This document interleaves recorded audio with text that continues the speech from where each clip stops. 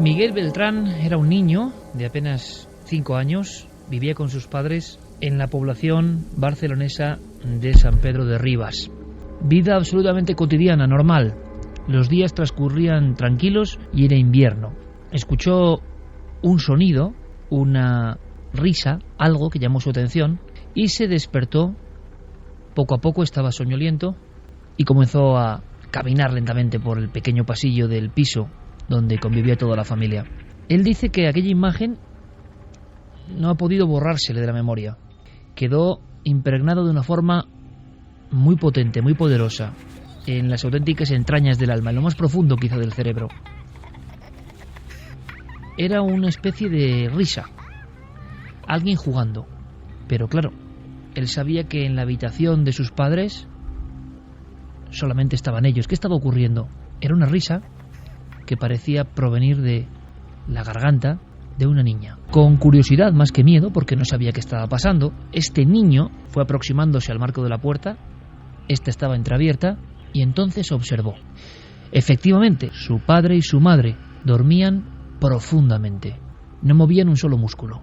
Deslizó su visión, su mirada hacia los pies de la cama y entonces descubrió algo asombroso. Ante esos dos padres absolutamente dormidos en un sueño plácido, aparecía una niña vestida de blanco, de su misma edad, el pelo muy lacio y oscuro, esto se le quedó también muy marcado, muy grabado, que sonreía, que parecía estar divirtiéndose, vestida con una especie de gala antigua, y estaba, y esto tampoco lo puedo olvidar, saltando sobre la cama e incluso haciendo ademán de coger los pies de la madre. La escena parecía propia de un sueño. ¿Era realidad o era una ficción? Estamos imaginando ahora ese muchacho contemplando la escena. Es madrugada, podría ser perfectamente la 1:34 como ahora, y tendrá un peso fundamental en la historia y en la biografía de este muchacho que a pesar de todo se considera absolutamente escéptico, que no cree en este tipo de cosas. Pero a raíz de nuestra petición permanente de sucesos, nos estamos encontrando con muchos individuos, muchos testigos, muchos oyentes, que están revisando la memoria de su infancia, que están viajando en el tiempo hacia escenas como esta ocurrida en San Pedro de Ribas en 1994. Durante más de 30 segundos, este amigo, Miguel Beltrán, pudo observar, absolutamente despierto, repito, cómo aquella niña, vestida con algo parecido a una túnica o un traje de comunión, se divertía, ajena a todo, saltaba, se reía y no le miraba. Estaba como haciendo algo al margen de su presencia. Tampoco se despertaban sus padres. Seguían en ese sueño, sin ser conscientes de lo que estaba ocurriendo en esa habitación. Es entonces, al notar, al percibir que no es ninguna imaginación, que no es ninguna fantasía, cuando nuestro amigo vuelve a su cuarto aterrorizado, hay que imaginarlo, y se esconde bajo las sábanas. No puede dormir. Pero él se quedó muy intrigado, evidentemente. ¿Quién era esa niña si en su familia no había ninguna persona de esa edad ni con ese aspecto? Solo pudo verle el perfil, un perfil blanquecino, un perfil como de persona de otro tiempo. Con auténtico temor, y durante años, este chico, que como digo luego fue generando una personalidad casi científica de alguna forma, o muy racional, intentó descubrir en su propia familia qué es lo que pasaba y preguntó al padre, a la madre. Intentó ser investigador de su propia visión, sin querer tampoco desvelar la incógnita. Como tantos otros testigos, se sentía un poco avergonzado de lo observado, porque ¿quién le va a creer? ¿Esto le ocurre a los niños? ¿Es habitual que pase en las personas de menos edad? Por tanto, también es habitual que se descarte por parte de los padres como simples fantasías. ¿Qué había visto realmente? Y él intentó llegar a algún tipo de conclusión, y nosotros hemos hablado con él, y esto es lo que nos comentaba. Entonces yo intenté estirar un poco de la lengua a mis padres para ver qué pasaba. Y a mi padre nunca le he arrancado ninguna palabra, pero mi madre dejó caer algo como. Todo empezó cuando vino una amiga mía que se le había muerto la hija. Eso dijo. La madre sí, con algo más de miedo, parece que argumentaba que después de la visita de una amiga, de una compañera que se había quedado sin su hija, Todo había empezado a cambiar en la casa y parece que ella sí que era más consciente, sí que sabía, sí que intuía que algunas noches ocurrían cosas como si un pensamiento, un recuerdo, una visión pudiese haberse quedado allí.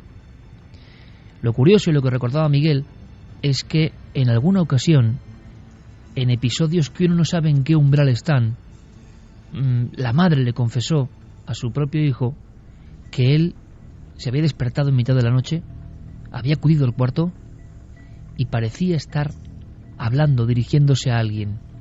Pensaron incluso en un episodio de sonambulismo. Es decir, en ocasiones este muchacho, Miguel, parecía haber dialogado, parecía haber hablado con esa niña, siempre una niña.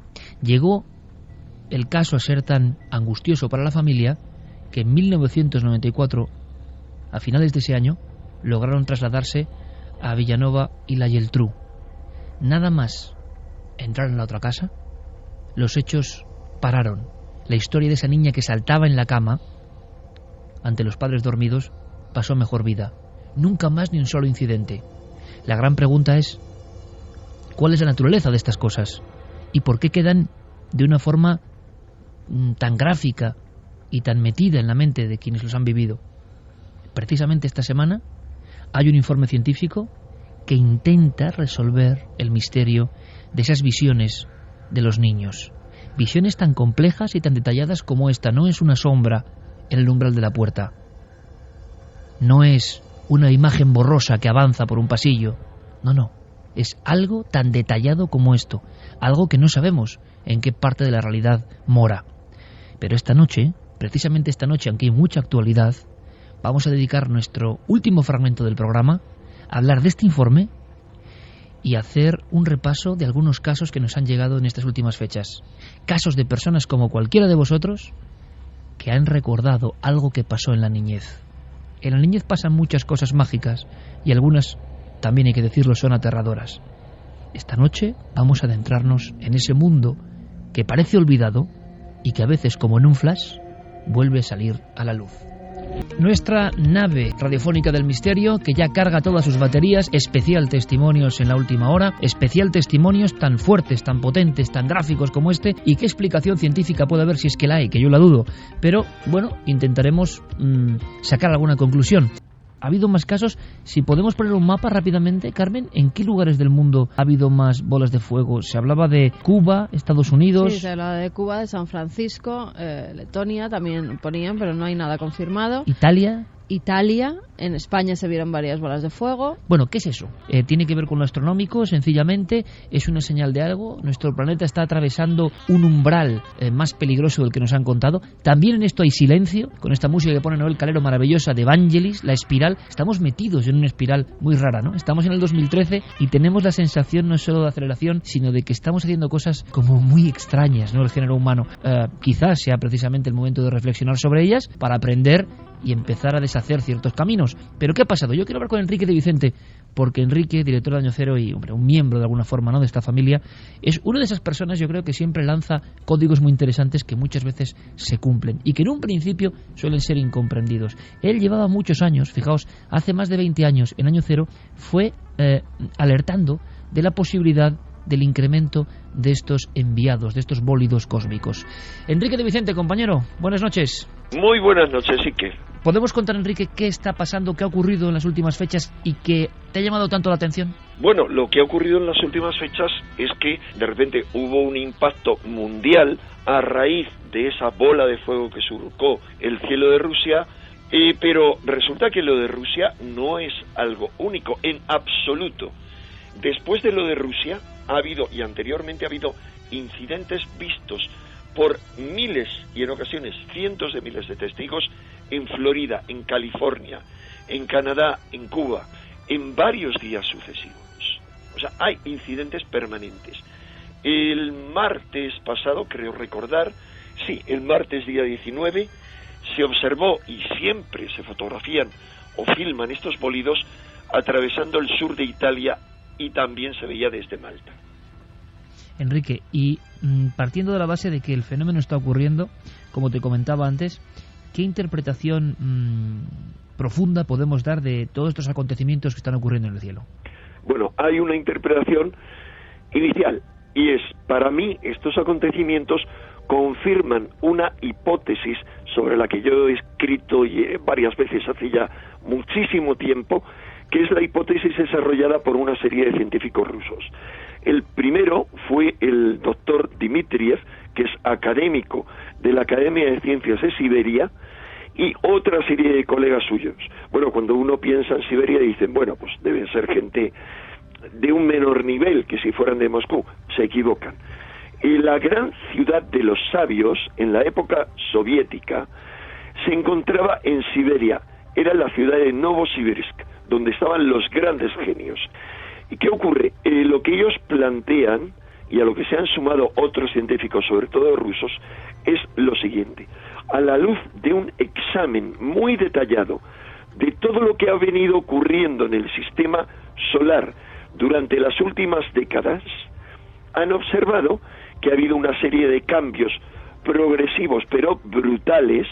Algunos incidentes son bien conocidos, como impactos contra alguno de los grandes planetas, como Júpiter, pero hay otros, ha habido tales cambios que podrían estimarse en cambios de un 400%. Lo mismo han establecido comparaciones y han hecho un estudio del incremento de los terremotos, de las erupciones volcánicas e incluso del clima en la Tierra, y han observado que corresponde al mismo tipo de aceleración. Es decir, hay algo que está afectando no solo a la Tierra, a todo el sistema solar. Bueno, a la luz de este tipo de hipótesis, algunos se han subido al carro y han dicho que el cambio climático no era humano, sino cósmico.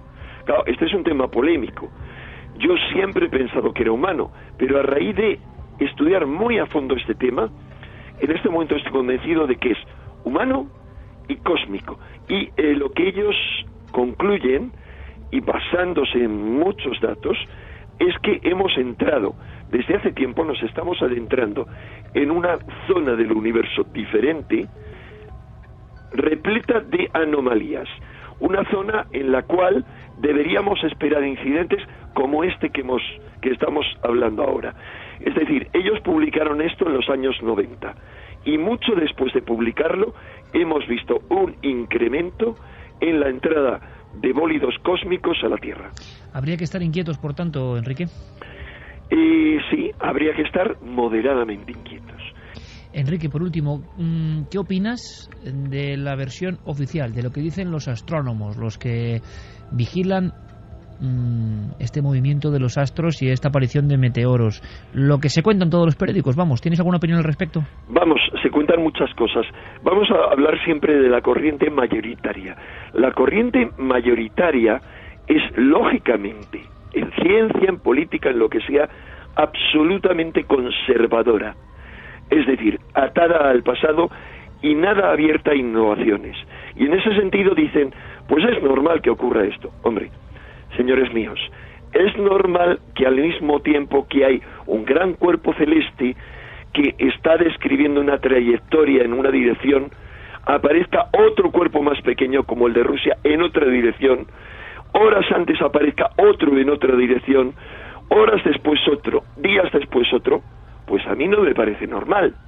Vamos a ver, han dicho que lo de Rusia, han dicho algunos de estos expertos, que lo de Rusia era un incidente casi sin precedentes, comparable a lo de Tunguska, a la gran explosión de 1908. Y si es algo sin precedentes, hombre, a mí me parece que decir que eso se dé en el mismo día que estaba pasando ese otro gran cuerpo celeste, y que antes y después haya habido otros, es mucho más fácil que nos tocara el premio de Euromillones que eso se dé. Ese es mi punto de vista. Y lo que yo diría es, quien diga que lo mío es una chifladura, que lo van a decir, hombre, que lo demuestre a nivel estadístico.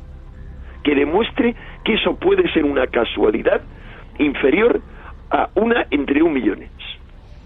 Enrique de Vicente, como siempre, compañero, maestro, muchísimas gracias. Muchas gracias a ti, Iker. Un abrazo. Y del cosmos al Vaticano. La información prosigue, continúa. Hablábamos de esa curiosa profecía de Gravandal que hablaba de la corrupción en cardenales, obispos y sacerdotes. Una extraña profecía lanzada en 1965. También en Gravandal se habló de que quedaban 3 papas en aquel momento, o sea que ya con Ratzinger sería el final. Lo que pasa es que todas las profecías se pueden adaptar. Claro, y se amoldan. Juan Pablo I, que se no cuenta porque solo duró 3 días, o sea, cuentan los que quieren y los que este tampoco contaría porque ha renunciado, o sea que es que también se van adaptando las profecías. Bueno, y después de todo lo que ha pasado y de todo lo que contamos impresionante sobre Tercer Secreto de Fátima, Celestino V, profecías de Nostradamus, San Malaquías, ha habido una semana entre comillas más tranquila, pero de pronto en el ecuador de la semana surgen una serie de informes, surgen una serie de cuestiones realmente espinosas, que se conocían algunas, pero que no eran tan de dominio público, ¿no? Y algunas suenan también, hay que decirlo, a novelón siniestro. Pues mira, esta semana publicaban el diario La República y la revista Panorama, que además es un semanario bastante conservador, o sea que no es como el periódico de La República, que muchas veces sí que va en contra del Vaticano. Publicaba un informe que decía que había sido pedido por el propio Benedicto XVI a 3 cardenales. Uno de ellos era el jefe de los servicios secretos del Vaticano, y en ese informe, después de lo que pasó con Batilix en febrero de 2012, pues les pidió, oye, investigad dentro del Vaticano, entrevistaos con gente y ved lo que hay de verdad en todo esto, a ver si se está moviendo algo, si hay una conspiración aquí dentro, si de verdad todo esto que se habla de relaciones sexuales, pederastia, Banco Vaticano, tan de moda que están los sobres, las preferencias en poner a una persona antes que otra, los tratos de favor, si todo eso era verdad. El informe son 2 tomos, además, según dicen, estas publicaciones están encuadernados en color rojo, sin ningún título. Son más de 300 páginas donde, punto por punto, se dice qué cardenal, qué obispo, qué sacerdote lleva a cabo determinados asuntos. Apostaría fuertemente a que son tomos rojos encuadernados en una extraña piel, pero haciendo una especie de chiste, ¿no? Pero hablan de citas poco clandestinas. Esto se lo dan al Papa el 17 de diciembre. Desde entonces dicen que esos tomos están guardados en una caja fuerte y que Benedicto XVI, cuando sea nombrado el nuevo Papa, se los dará para que tenga conocimiento de todo lo que está ocurriendo en la casa de Pedro, ¿no? ¿Y qué es lo que más podría escandalizar al gran público y sobre todo a los feligreses? Pues sobre todo relaciones sexuales los llaman incluso en esos tomos los peces podridos del Vaticano. Esos peces podridos tendrían relaciones sexuales incluso dentro de los muros del propio Vaticano, también en algunas estancias, en algunas saunas, en algunas villas a las afueras de Roma, porque claro, tienen todo perfectamente hilado, siempre según esta publicación, claro, estas publicaciones, tanto La República como Panorama. Pero Federico Lombardi, el portavoz del Vaticano, ya ha salido desmintiendo todas estas informaciones. Dice que estas publicaciones lo que quieren hacer es variar de alguna forma el cónclave, influir en los que tienen que elegir al nuevo Papa, en esas 117 personas que deben elegir al nuevo Papa, y que lo que quieren es variar. Además hay toda una guerra. ¿Una guerra por qué? Porque están saliendo a la luz ahora cada vez más casos de pederastia. ¿Qué es lo que se dice en el tema conspiranoico? Y ahora Santi nos lo contará. Que desde Italia están sacando a la luz todos los temas de pederastia del extranjero, Irlanda, Inglaterra, Estados Unidos, para que así se escoja a un cardenal que sea italiano. Es decir, de los italianos no están hablando. Es más, los medios de comunicación italianos dicen que cuanto menos se hable de esos posibles papables, mejor. Porque los que tienen que estar dentro del cónclave ya los tienen muy vistos, es mejor que no salga uno de los preferidos. Entonces hay todo un tema de conspiración, Iker, aparte de todas esas citas que parece que se están llevando a cabo dentro del propio Vaticano con nombres y apellidos. Ha habido destituciones, ha habido nuevos nombramientos, con lo cual está todo muy movido. El Papa lo van a sacar en helicóptero el día 28 a las 5 de la tarde, se lo llevan a las afueras de Roma, donde tiene su residencia de verano, y lo dejan allí. Pero fíjate, hay otra cosa que llama la atención. Lo van a tener viviendo dentro de las estancias del Vaticano, en una especie de chaletito, llamémoslo así, que está en los jardines del Vaticano. Un chaletito que ya hizo Juan Pablo II para que vivieran allí siempre unas cuantas religiosas. Cada 5 años iban cambiando esas religiosas. Una cosa curiosa. qué hay dentro de esa pequeña residencia dentro de los jardines del Vaticano y por qué lo puso allí Juan Pablo II, una estatua de la Virgen de Fátima. Luego me cuentas, quizá en la tercera hora, ¿hay alguna profecía sobre rayos y truenos y demás o no? Mucha gente lo relaciona con una fotografía obtenida esta semana. Santi, hay un par de informes y un par de historias que parecen ya de 007, vamos. Pues sí, lo primero es que el nuncio de su santidad en Reino Unido, Antonio Menini, se ha encontrado con la desagradable sorpresa de un grupo de sacerdotes británicos que acusan directamente al cardenal primado Keith O'Brien, que va a participar en el cónclave, de haber abusado sexualmente de ellos, emborrachándoles en sus habitaciones privadas y solicitándoles luego favores sexuales. Algunos, según citan los diarios británicos, entre lágrimas le decían: es que no te puedes imaginar lo que es un cardenal, no es como el presidente de tu empresa, es un ser que tiene control sobre toda tu vida y no le puedes decir simplemente que no. Esa, de entrada, encajaría con lo que decía Carmen, de que están empezando a aflorar una serie de escándalos que favorecen a los candidatos italianos en detrimento de los extranjeros. Pero la noticia vaticana de la semana, antes de que saliese este informe, fue que contra todo pronóstico, cuando ya solo le quedan apenas unos días y se suponía que iba a ser el nuevo Papa el que iba a tomar esa decisión, Benedicto XVI ha nombrado nuevo presidente del Banco Vaticano. Ha nombrado al alemán Ernst von Freiber, que es director de una de las mayores navieras del mundo, naviera que, por cierto, se dedica, entre otras cosas, a la construcción de buques de guerra. Lo que se preguntó a Lombardi si eso podía ir en contradicción con la ley de Dios, y Lombardi se enfadó muchísimo con el periodista que se lo preguntó y le dijo que bueno, que no.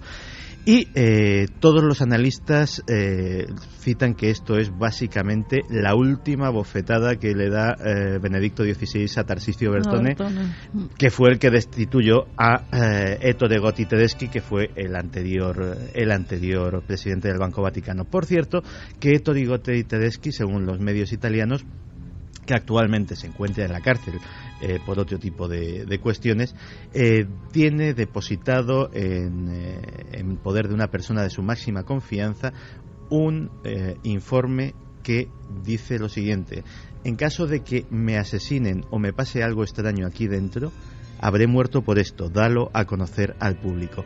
Curiosamente no es el único. El antiguo mayordomo del Papa, indultado in extremis por Benedicto XVI, también tiene unos papeles que también tiene depositados en un notario de Roma, que en caso de tener una muerte extraña deberían de ser dados a conocer a la prensa. Aunque sea en medio minuto, había profecías antiguas. Mira, hay que cosas que ya rayo, empiezan a, no solamente del rayo. Por ejemplo, ya ha salido a la luz que el Papa Pío X, en 1909, durante una audiencia que tiene además con un grupo de jesuitas, cae en una especie de éxtasis. En ese éxtasis sale después con el rostro totalmente aterrado y dice que ha visto un papa que no es él, que está abandonando Roma corriendo por encima de las cabezas de muchos sacerdotes. Ya esta nueva profecía se está saliendo otra vez a la luz y coincide con todo lo que está pasando. ¿Y cómo sale el Papa el día 28? Por encima de las cabezas de todos los sacerdotes en helicóptero. Nosotros luego continuamos con otras historias. Santi Camacho, compañero, muchísimas gracias. Vamos a hacer una visita al país secreto y nos vamos a sorprender. Como siempre, compañero, gracias por todo lo que nos has asustado hoy. Un placer, no asustado, pero un placer. Gracias, Santi.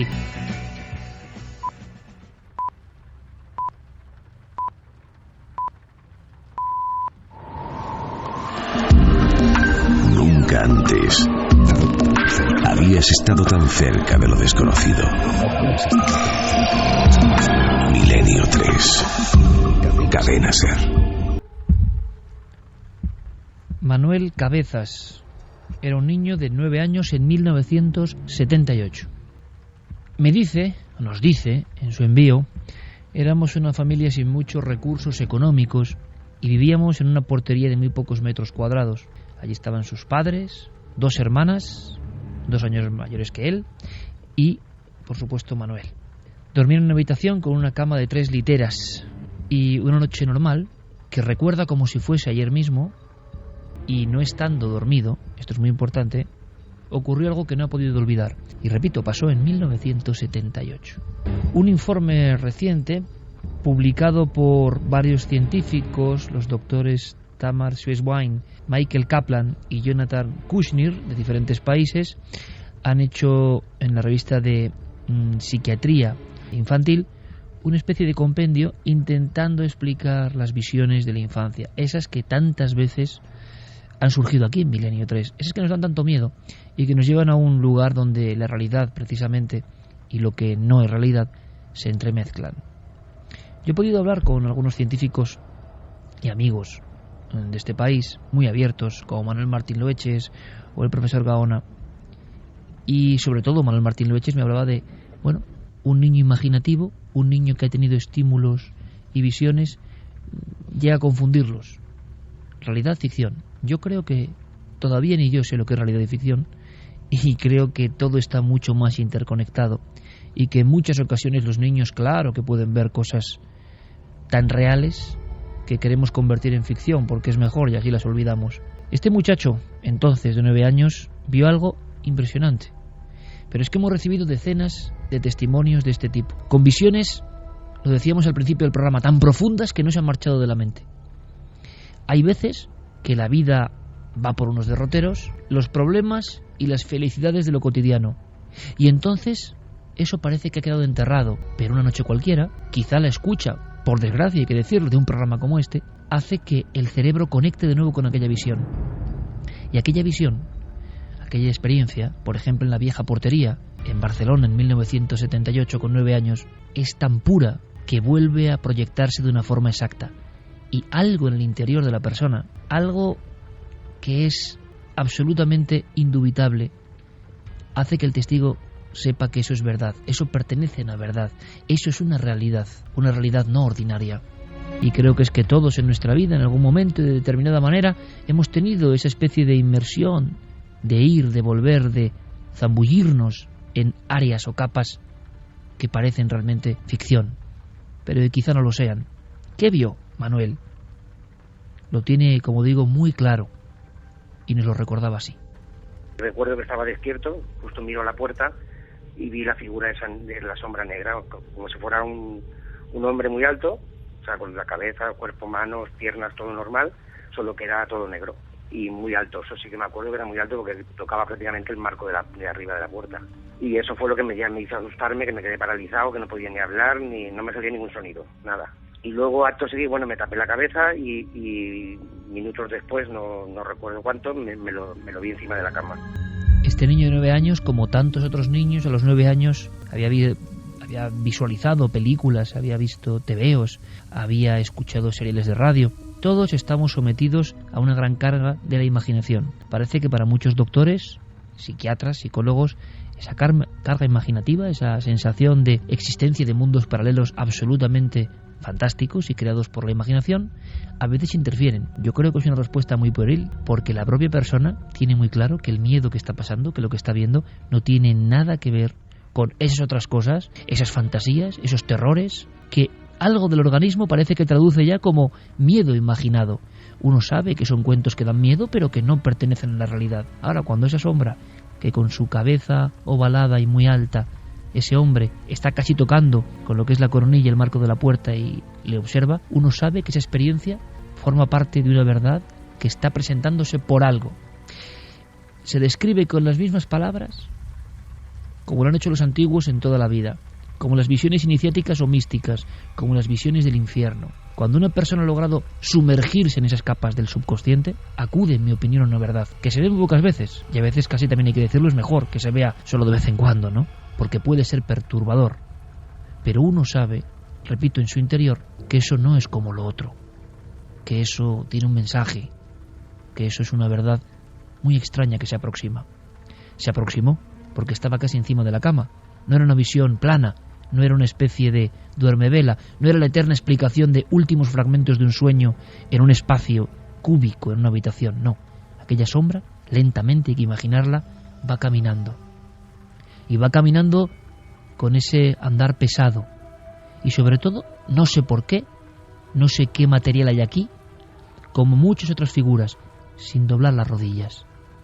Es un caminar como de algo casi automático, algo que está cansado de su eterno y largo viaje, quién sabe de dónde, para presentarse allí.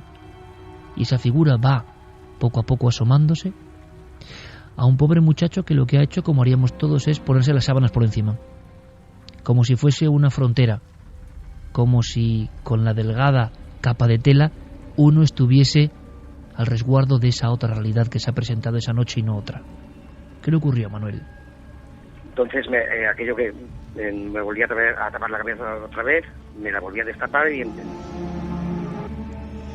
En aquel momento, Manuel, en este pequeño documento que en este instante preciso también se ha marchado a otra dimensión, lo que describe es que esa figura se arrodilla, el gesto es de arrodillarse, y él tiene la valentía, la tremenda valentía, para aproximar su mano y ver cómo aquello es una especie de humo oscurecido. Llega a traspasar el brazo de la figura con su propia palma, y entonces, sin sentir nada, ni frío ni calor, nada absolutamente, tiene un arrebato de pánico y vuelve a protegerse, y aquello al parecer se marcha, se va. Pero eso se le quedó y soñó, tuvo pesadillas con otras muchas cosas, le impactaron muchas imágenes, vio muchas películas, como todos en nuestra vida, pero nada parecido a eso. Por eso nos escribía.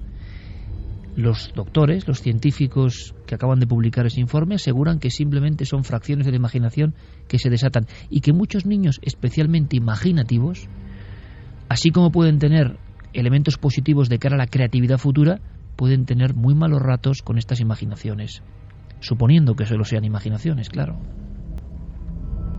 Nosotros simplemente hemos ido catalogando casos, hay muchísimos, y nos hemos dado cuenta también que muchos amigos y amigas del programa que tenían este tipo de experiencias en la niñez o en un momento concreto, visitantes de dormitorio, y analizando constantes, vemos que hay unas franjas del tiempo donde efectivamente se producen estas visiones, pero no son visiones que se adecúen al típico análisis de la observación hipnopómbica o hipnagógica, una figura quieta, una figura a los pies de la cama, una figura que a veces dice nuestro propio nombre. Parece que eso, digo, porque yo creo que nadie tiene nada claro, es un arquetipo, un último fotograma de un sueño, una condensación de nuestros miedos. Pero cuando esa figura se arrodilla, parecía intentar cogerle un pie, decía Manuel Cabezas, o besarle un pie. Él tuvo esa sensación y dio mucho miedo. O el primer caso, también en la provincia de Barcelona, una niña con extraño traje blanco, pelo lacio negro, cara muy pálida, saltando en la cama y los dos padres dormidos. Eso tiene una complejidad que parece que es otra cosa, no la típica visión hipnagógica. Hemos tenido algunos testimonios y nos parece interesante simplemente comentarlo. Sí, hemos tenido más testimonios, en este caso el de Sara, que también nos decía que cuando tenía más o menos 12 años vivió un fenómeno parecido. Ella dormía en la misma habitación que su hermano pequeñito. Nos comenta en el mail que lo hacía porque su madre se levantaba a trabajar muy pronto, entonces ella tenía que cuidar de ese bebé, tenía que dar el biberón por la noche cuando se despertaba, y que en una de esas ocasiones que fue a la cocina, ya estaba acostumbrada, la luz que entraba por la ventana hacía que no tuvieran ni siquiera que encender la luz, con lo cual, medio dormida como estaba, preparó el biberón, se fue desperezando, estaba agitando la leche del biberón y regresando para dar el biberón al bebé porque estaba llorando, y es entonces cuando tiene el encuentro con una figura que es arquetípica, que muchísimos ven, y a nuestros oyentes les sonará: un hombre vestido de negro con sombrero. Es la propia Sara la que nos lo cuenta.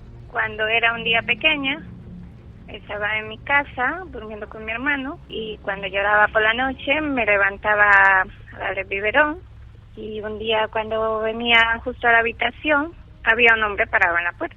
Al principio le miré de los pies para arriba porque venía mirando para el suelo batiendo el tetero, y de repente veo unos pies de un hombre y digo, ¿qué hace un hombre en mi casa?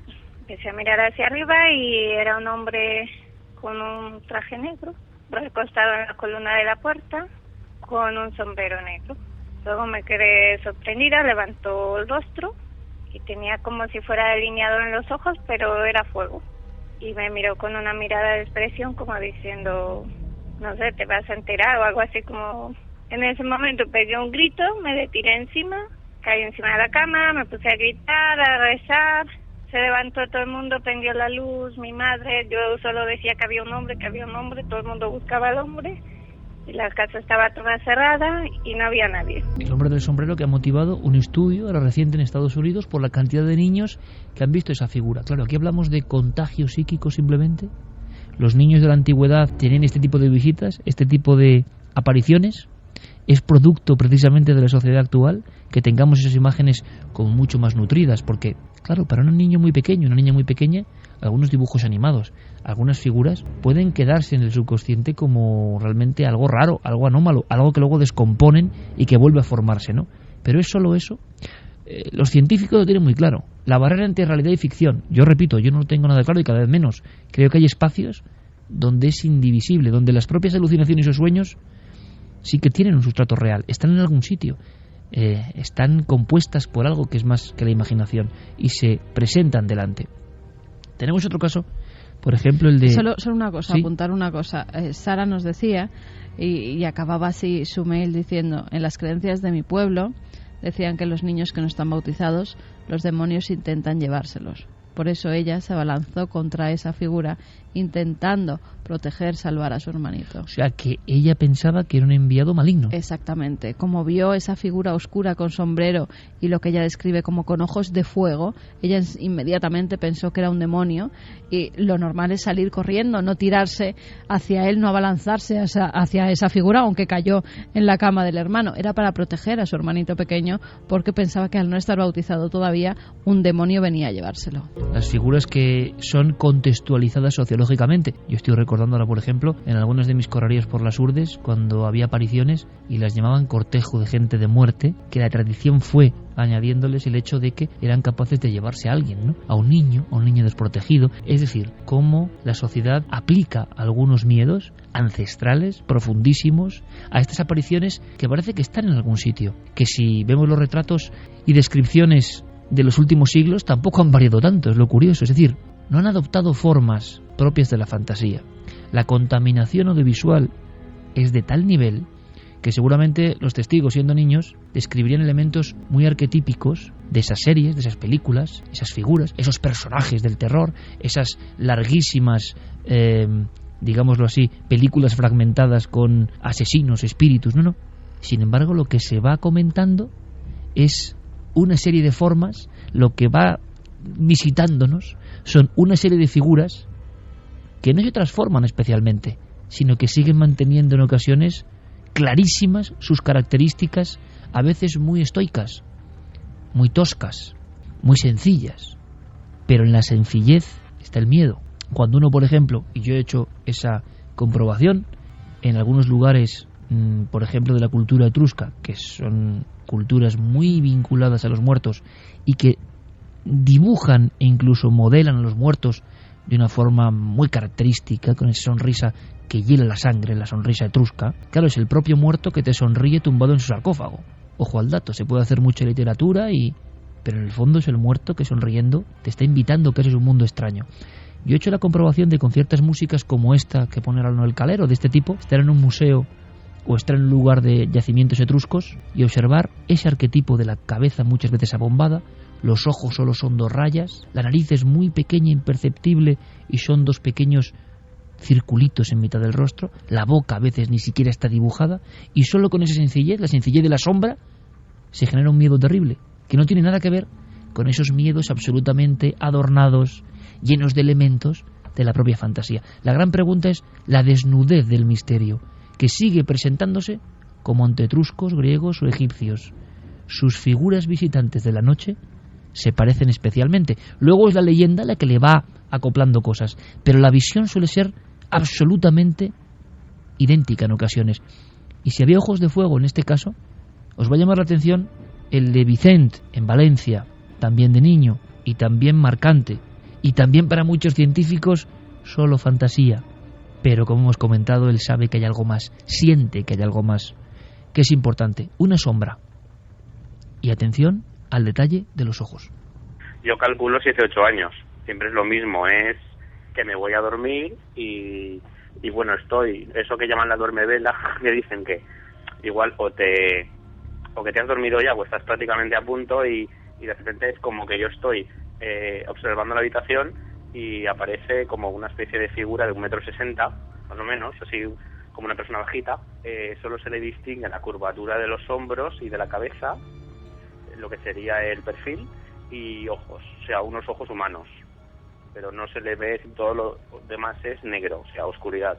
Y vamos, y es verla y ya como que me sobresalto y me incorporo. Pero me incorporo que no sé si me he despertado o realmente he estado despierto. Hay veces que está más cerca o hay veces que está al fondo de la habitación. ¿Un sueño repetitivo, una pesadilla permanente o algo más? O los sueños, ojo, son a veces un vínculo para toparse con cosas que son muy reales y que influyen en nuestra vida. Hay un momento en que el sueño y la realidad se confunden. En este caso, en esa fase tan proclive a las apariciones extrañas, la duermevela, ¿no? En otras, la absoluta conciencia de estar despierto. Al final todo es un mundo muy difuso, de fronteras casi imperceptibles. Tenemos un caso más. Tenemos el caso de Gerardo, que en este episodio nos contaba una cosa que nos ha llamado la atención, porque no es una sola persona la que ve ese visitante de dormitorio, esa figura que de repente en plena noche se dibuja. Él estaba acompañado de un amigo. Estaban en 2 camas separadas. Cuando se da una vuelta, como damos muchos y nos despertamos, o para ir al baño, o porque entra una luz, o porque oímos un ruido, él da una vuelta en la cama y ve que a los pies de la cama de su amigo hay algo, un ser muy alto, de más de 2 metros. Pues mira, estábamos en el dormitorio, habíamos quedado para hacer una excursión por la mañana, y a eso de las 5:30, así de la mañana, pues me habían despertado para irnos. Decidimos que había que esperar un poquito más porque era muy pronto, y en esa media hora me di cuenta que enfrente de la cama de mi amigo, porque tenemos 2 en la habitación, había un ser de 1 o 2 metros mirándonos más bien a él. Yo lo miré y estuve por unos 3 segundos mirándolo más o menos y no me asusté ni nada. Y a la hora de girar la cabeza me di cuenta que mi compañero en la habitación también estaba mirando fijamente, lo que es al bulto, a lo que es la sombra. Era una sombra de un hombre. Y de repente veo que se gira él, me mira a los ojos y como se asusta, ¿no? Se asusta y se tapa. En ese momento, cuando yo me asusté, volví a mirar enfrente de su cama y ya no había nada. Lo que sí vimos que lo que fuera abrió la persiana y la ventana a la vez. Lanzabas una pregunta al aire ahora, escuchando el caso de Gerardo, ¿no? Sí, porque lo están comentando tanto en Twitter como en Facebook, diciendo que tendrán las sábanas que parece que nos protegen, ¿no? Cuando tenemos miedo, nos las echamos por la cabeza y esa figura, al bajar la sábana, se ha tenido que ir, o eso es lo que esperamos o lo que queremos. Nos decían otros, bueno, mejor el edredón, que por la sábana a lo mejor se ve incluso la silueta de esas figuras oscuras. Sí, es como un escudo, ¿no? Lo más próximo que tenemos ante una realidad que sabemos que es ajena, que no tiene nada que ver. Las crónicas de los primeros visitantes del otro lado, si es que son, ¿no? De otra realidad o de otro plano, si uno va a los principales textos antes casi de la escritura, en escritura cuneiforme, no difieren mucho. Es una figura esperando, en vez de en el marco de la puerta, entre las 2 columnas del templo, ¿no? O aguardando en la estancia y haciendo exactamente lo mismo, que también es una cosa muy extraña, pero que marca la vida y que puede hacer que la vida de uno sea distinta y no para mal, precisamente. Es decir, depende cómo se asimile todo esto. Igual uno puede ser mucho más creativo o más libre, o saber que pasan cosas muy extrañas, y eso le da cierta humildad ante la realidad, ¿no? Hay otras personas que prefieren creer, y no está mal, que todo ha sido una simple pesadilla, un sueño. Todavía hoy no sabemos lo que son las pesadillas ni los sueños, ni nadie nos lo ha aclarado, pero creemos que sí, creemos que son cosas que se controlan, y preferimos pensar en el subconsciente activando determinados códigos, pero qué reales son esas cosas, sobre todo cuando salen de su entorno. ¿Qué dicen los científicos? Simplemente, por ejemplo el doctor Gaona, pero en el fondo, enarbolando la opinión de muchos científicos, no pueden entrar en estas dimensiones de lo irreal. Sería un paso demasiado peligroso. Todo esto no se puede medir, pero nosotros sí podemos medir los cientos de casos idénticos de personas absolutamente afectadas por esto que les pasó, por ejemplo, siendo niños. Por lo tanto, hay un fenómeno que nos parece muy sencillo, de verdad, resolver de un plumazo con Contagio de la Fantasía. Oiga, ¿por qué la fantasía representa casi siempre las mismas sombras? ¿Por qué con la misma actitud también casi siempre? Además, en todas partes del mundo y gente que no sabe lo que ha contado la otra persona y te describen prácticamente lo mismo. En Cuarto Milenio, por ejemplo, estamos recibiendo muchísimos mensajes cuando hacemos la sección de los expertos, que los expertos intentan decirle qué es lo que han visto, qué les ha pasado. Muchas veces no lo consiguen, claro. Y te das cuenta de que te llegan mails muy parecidos, que se repiten esas visiones. Es una gran estadística, es una gran forma de calibrarlo. Que se repiten esas visiones, que las figuras tienen 5 o 6 formas que siempre coinciden, que se da en ciertas horas de la madrugada casi siempre, que las personas normalmente no están solas, pero los otros viven como otra realidad, o están dormidos o no se enteran. Siempre hay unas características que se repiten en muchos de los mails que nos envía la gente sin tener conocimiento de lo que cuentan otros, con lo cual es un estudio que da mucho para investigar, porque ¿por qué pasa eso? ¿Es algo que llevamos en nuestro cerebro desde hace siglos o por el contrario es que verdaderamente se abre una puerta a determinadas personas en determinado momento? ¿Qué diría la ciencia? La opinión oficial respecto a este informe, que por eso hablamos de esto, es noticia esta semana, este informe que intenta hilar visitantes de dormitorio, amigos invisibles y fantasía excesiva en los niños, pues se resumiría más o menos de esta forma. Bueno, la verdad que en muchas ocasiones lo que son los estudios científicos no hacen otra cosa que reafirmar o que, saber realmente qué es lo que ocurre en la vida diaria, es decir, algo que más o menos se sabía, y es que aquellos niños que mantienen un peor contacto con la realidad son, es decir, que no diferencian adecuadamente la fantasía de la realidad, son a su vez también los que pueden ser más propensos a tener terrores nocturnos. Pero no podemos olvidar que aquellos niños que luego serán personas adultas y que también posean esta mayor fantasía, que la fantasía no deja de ser un poco escurrirse o resbalarse desde la realidad, también tendrán otra serie de características positivas respecto a su imaginación, respecto a su capacidad de soñar o de inventar, evidentemente, que no tendrán aquellos otros ya adultos que, sin embargo, se encuentren quizá demasiado apegados a la tierra, es decir, a ras del suelo. 3:31. ¿Cuántas cosas metemos en el cajón desastre de la imaginación como para quedarnos tranquilos? Da la impresión, ¿no? La imaginación, los sueños, la fantasía, son como... vamos a decirlo así, esferas, sacos por llenar, que nos vienen muy bien, ¿no? Porque todo lo que no entendemos, de alguna forma los vamos llenando, vamos desalojando nuestros terrores y poniendo todo eso en un lugar donde creemos que está a salvo y donde no interfiere en nuestra vida cotidiana. Porque si no, pensar, reflexionar y analizar que eso es verdad, que eso es una profunda verdad, por eso se produce muchas veces la soledad, el desasosiego, la desconexión en ocasiones del testigo que ha vivido algo real. Porque él sabe que es real, él sabe que la explicación muchas veces psicológica, psiquiátrica, de expertos, de quien sea, no le vale, porque él siente en su interior, y a veces sentir no es un asunto científico, ni mucho menos. Sentir es tener esa certeza interior, esa corazonada, esa inquietud permanente, esa desazón que te dice que eso es verdad. Entonces, si tú sabes que es verdad en tu foro interno y no puedes compartirlo, ¿cómo te encuentras? Si tú sabes que es verdad y que no te van a hacer caso, si tú sabes que es verdad y que esa historia te la van a recluir en el ámbito de esos cajones o sacos desastre, ¿qué sentido tiene? Pues seguramente habrá que, reinterpretar de alguna forma y tampoco asustarse, porque no conocemos casos donde estas figuras hayan hecho ningún daño realmente, o muy poco daño. Sí que, claro, su presencia tiene que ser realmente imponente. Yo recuerdo un caso, por ejemplo, en Cantabria, de alguien junto a su esposa que se despierta en un hotel un poco solitario, pero un hotel relativamente moderno. A mí me impresiona este caso, porque lo que ven en mitad de la habitación primero es algo parecido a un cuadrado de una pantalla, algo como si el televisor hubiese cambiado de sitio, ¿no? Y se despierta el hombre, que por cierto se despierta por algo sobre las 3 de la mañana y ve esa pantalla rectangular con cierto brillo. Extraño, ¿verdad? Lo siguiente que ve es que la pantalla se ha desplazado al lugar donde está su mujer durmiendo plácidamente. Es decir, está a su derecha. Pero en la izquierda, allí donde no había nada, ha aparecido una sombra, como una torre, una especie de túnica, y él tiene el convencimiento, la seguridad de que es la muerte.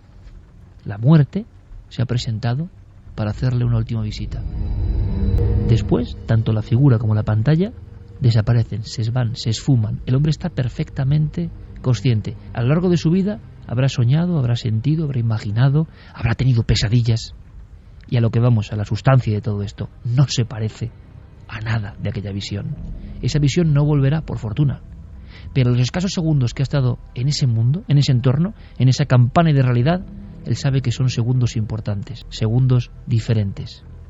Seguimos recibiendo un montón de casos, un montón de historias, y ojalá, como dice Carmen, podamos establecer, ahí hay un reto a los científicos, claro, al propio Gaona, ¿no? Es que si es imaginación, ¿por qué imaginamos todos lo mismo? ¿Por qué todas las personas ven, la mayoría de ellas, a un hombre alto con sombrero? O sin sombrero. Sí, pero hay muchos casos del hombre con sombrero. Cuando de pequeños yo creo que no vemos muchos hombres con sombrero, ¿no? Y no hay dibujos de hombres con sombrero, por lo menos los de ahora y los de cuando yo era pequeña tampoco. No es un personaje que sea cotidiano y que te puedas imaginar. Y sin sombrero, una sombra muy alta, extraña. Estoy poniendo el ejemplo del sombrero por ponerte uno, pero ya te digo, hay 5 o 6 arquetipos que es lo que la mayoría de personas ve. Pero tú lo acabas de decir, arquetipo, como decía Jung, arquetipo, es decir, símbolo que se aparece por algo, desde la más remota antigüedad, símbolo que nos quiere decir algo. ¿Y qué podemos añadir? Que mientras rechacemos toda esa serie de experiencias no ordinarias, mientras simplemente las descataloguemos enviándolos a la papelera de nuestro ordenador personal y biológico, mientras no examinemos lo que significa esos archivos, no tendremos ninguna solución. Seguiremos dentro de 100 años, los que hagan un programa como este, ojalá, hablando de casos de personas angustiadas que han visto eso. Y los científicos de dentro de 100 años, seguramente, les dirán que si no sé qué parte del cerebro y que eso es fantasía. Con lo cual, el diálogo entre la verdad de estos acontecimientos y la angustia, impotencia y desazón del testigo va a continuar. ¿Hay forma de hacer algo? De momento nosotros nos estamos dando cuenta que hay una estadística, unas horas de la noche, personas normales y corrientes, personas que superan perfectamente la experiencia pero que la tienen ahí, que saben qué ocurrió, en la niñez sobre todo. Pero la estadística tiene 4 o 5 patrones idénticos. Hay un material para investigar. Yo voy a lanzar el reto. Si ha habido personas que se han metido en el asunto, por ejemplo, de las experiencias cercanas a la muerte, ¿por qué no adentrarse en este tipo de testimonios? Analizándolos, igual sacamos algo en claro. Vamos con el créalo o no, que hay una cosita pendiente. Como un flash, como un relámpago, Vaticano, Diego. Vamos rápidamente, teníamos una cuestión en torno a un reciclaje macabro, ¿no? Sí, contraproducente. Era la historia de 3 estudiantes que se encontraban en un cadáver con 2 disparos de bala enrollado en una alfombra en la calle. Y que decía Noel que no, que era falso, ¿no? Yo decía que era falso también. Todos decís falso menos yo, me acuerdo perfectamente. No, Javi también dijo que era. Tú nunca dices nada. Carmen pedía pruebas. Yo pedía pruebas porque eso tenía que escurrir. Con 2 balas, es que vamos, por narices tenía que escurrir. Conectamos con ikerjiménez.com y... Ahí ha estado, Esta vez sí que ha estado competido. Verdadero 52,5%, falso 47,5%. Ha ganado el verdadero, Sí, o sea, el público, por muy poquito. Claro, pero el público, muy sabio, se ha puesto en contra de las votaciones mayoritarias de aquí. Claro, ya sabiendo que Noel votaba en una dirección, la inmensa mayoría del público ha votado en la otra. Diego, solución. Bueno, yo le tengo que decir a Carmen que no sé si goteaba, chorreaba o no, pero que el 30 de enero de 1984 el New York Times publicaba con un titular: 3 estudiantes descubren un cadáver en una alfombra que se encuentran en la calle. 3 estudiantes de la Universidad de Columbia que, como contábamos el otro día, se habían encontrado esa alfombra que ellos decidieron llevarse a su apartamento y que al desenrollarla, según declaró el teniente de policía James McKenna, lo estoy leyendo aquí, al desenrollarla encontraron un cuerpo de un varón de color de unos 20 años con 2 heridas de bala en la cabeza. Pero ¿cómo no se van a enterar que llevan un muerto subiéndolo a su casa en una Pasó en 1984 y además hay un dato interesante. Época pre-internet, porque ya en la época de internet ni el New York Times se salva. A lo mejor habían tomado algo y no se enteraron y subieron cualquier cosa. Bueno, yo lo que empiezo ya a valorar es la fuerza profética. O sea, si quieren saber lo que va a pasar en el Vaticano, si quieren saber lo que va a pasar en el Vaticano, si quieren saber quién va a salir papa, es más, yo diría, si quieren hacer apuestas deportivas, no lo sé, hablen con Noel Calero. O sea, lo que él diga va a ser, su criterio va a ser exactamente al revés. Es una profecía inversa, ¿no? Es maravilloso. ¿Dejamos establecido y dibujado, Diego, el siguiente Créalo o no? Sí, muy rápidamente. Además que tú esta semana, Iker, sé que te has encontrado con alguna película española bastante bizarra. Porque sí. Me la has mandado tú, o sea que fíjate. Sí, bueno, alguna vez hablaremos de eso. Hay otra película, Iker, que se llama El puente de Varsovia, no sé si la conoces, dirigida por Pere Portabella en 1989.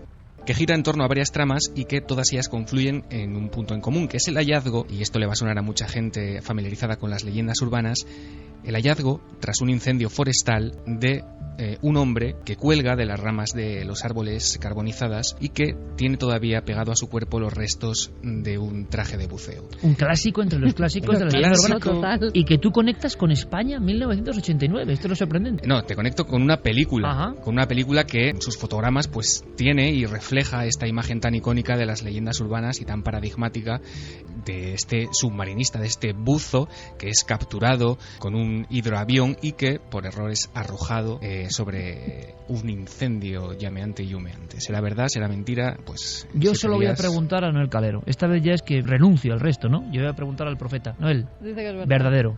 O sea, vamos a ver lo que dicen los votos, ¿eh?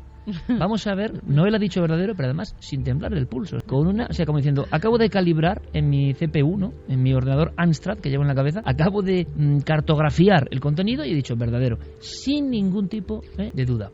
Así que, a ver qué dice nuestro público. ¿Te parece? Diego, gracias, compañero. Hasta dentro de 7 días. De momento nosotros nos marchamos y ya casi cargamos las baterías para nuevas y futuras investigaciones. Noel Calero, gracias, compañero. Fermín, gracias. Mañana nos vemos, Carmen. Mañana nos vemos y los malitos de los compañeros que se recuperen prontito. Un abrazo y sed muy felices, amigos.